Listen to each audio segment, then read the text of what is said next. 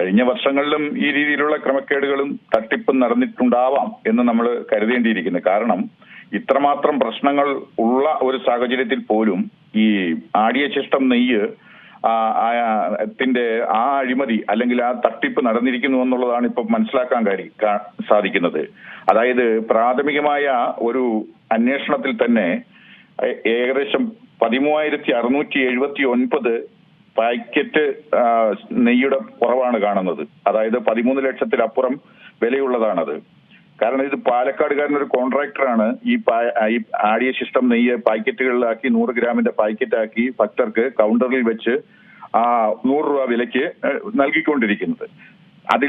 ഇപ്പം അതിനു മുമ്പ് ഇത് മേൽശാന്തിയുടെയും അതുപോലെ തന്നെ തന്ത്രിയുടെയും ഒക്കെ മുറികളിൽ വിൽപ്പന നടക്കുന്നു, വിതരണം ചെയ്യുന്നു എന്ന് ഉള്ള ഒരു ആക്ഷേപം ഉണ്ടായിരുന്നു. അത് ബഹുമാനപ്പെട്ട ഹൈക്കോടതി അത് എടുത്ത് അത് നിർത്തലാക്കുകയും കൗണ്ടറുകളിൽ തന്നെ വിതരണം ചെയ്യണമെന്നും അതിന്റെ പണം ദേവസ്വം ബോർഡിന് ലഭിക്കണമെന്നുള്ള ഒരു നിർദ്ദേശമുണ്ടായിരുന്നു. അതിന്റെ അടിസ്ഥാനത്തിലാണ് ഈ നെയ്യ് പാക്കറ്റുകൾ ആക്കി വിൽക്കാൻ തീരുമാനിച്ചത്. അതിപ്പോ കൃത്യമായ രീതിയിൽ പാക്ക് ചെയ്ത് കൗണ്ടറുകളിൽ ഏൽപ്പിച്ചത് വിൽപ്പന നടത്തിയതിൽ കുറവ് വന്നിരിക്കുന്നു എന്നുള്ളതാണ്. വിൽപ്പന നടത്തിയതല്ല, വിറ്റ് കാണും, പക്ഷേ ദേവസ്വത്തിന്റെ അക്കൗണ്ടിൽ അടച്ച പണത്തിന് കുറവ് വരുന്നു എന്നുള്ളതാണ്. ആകെ ഏകദേശം ഒരു 36,24,000 രൂപയുടെ അത്രയും 36 ലക്ഷത്തിലധികം രൂപയുടെ തിരിമറി നടന്നതായിട്ടാണ് പ്രഥമ ദൃഷ്ട്യാ കാണാൻ സാധിക്കുന്നത്. ഹൈക്കോടതിയിൽ അതായത് ശബരിമല സ്പെഷ്യൽ ഓഫീസർ നൽകിയ റിപ്പോർട്ടിന്റെ അടിസ്ഥാനത്തിലാണ് ഹൈക്കോടതി ഇപ്പോൾ അത് ഈ പറഞ്ഞ വിജിലൻസ് എൻക്വയറിക്ക് ഉത്തരവിട്ടിരിക്കുന്നത്. എസ്.പിയുടെ നേതൃത്വത്തിലുള്ള സംഘം അന്വേഷിച്ച് 1 മാസത്തിനകം റിപ്പോർട്ട് കൊടുക്കണമെന്ന് തന്നെയാണ് കോടതി നിർദ്ദേശിച്ചിരിക്കുന്നത്. അതിൽ ഈ ആടിയ ശിഷ്ടം നെയ്യ് എന്ന് പറയുന്നത് എന്താണെന്നുള്ളത് സാധാരണ അറിയാൻ പറ്റില്ലായിരിക്കും.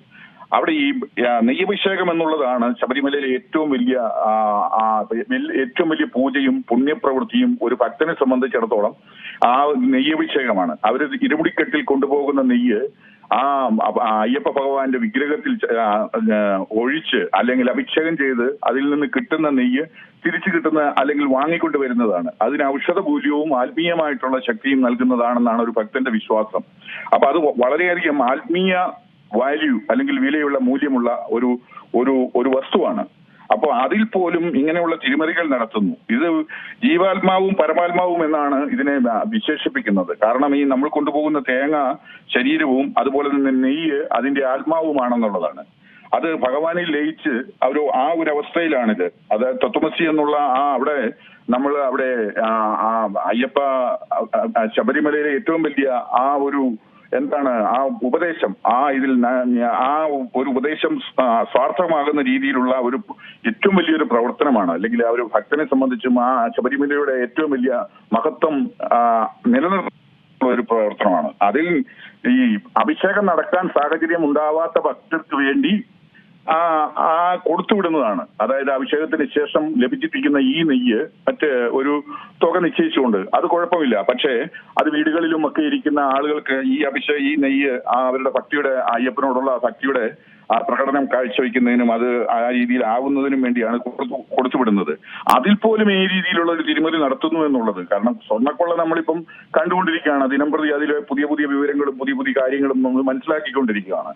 ഏതായാലും ഹൈക്കോടതി ഇതിൽ ശക്തമായ നിലയിലുള്ള നിലപാടുകൾ സ്വീകരിച്ചിരിക്കുന്നു എന്നുള്ളത് വളരെ സ്വാഗതാർഹമാണ്, ആശ്വാസകരമാണ്. അതുപോലെ തന്നെ ഇതുമായി ബന്ധപ്പെട്ട് ഒരു സുനിൽകുമാർ പോറ്റി എന്ന ഇതിന്റെ ചുമതലയിൽ ഉണ്ടായിരുന്ന ഒരു ഉദ്യോഗസ്ഥനെ ദേവസ്വം ബോർഡ് സസ്പെൻഡ് ചെയ്തതായിട്ടും കോടതിയിൽ റിപ്പോർട്ട് കൊടുത്തതായിട്ടും കേൾക്കുന്നുണ്ട്. അപ്പം ഈ രീതിയിലുള്ള നടപടികൾ ശക്തമായിട്ട് മുന്നോട്ട് പോയെങ്കിൽ മാത്രമേ ശബരിമലയെ ഒന്ന് ശുദ്ധികലശം ചെയ്ത് അതിന്റെ പരിപാലനയോടുകൂടി കാത്തു സൂക്ഷിക്കാൻ സാധിക്കുകയുള്ളൂ.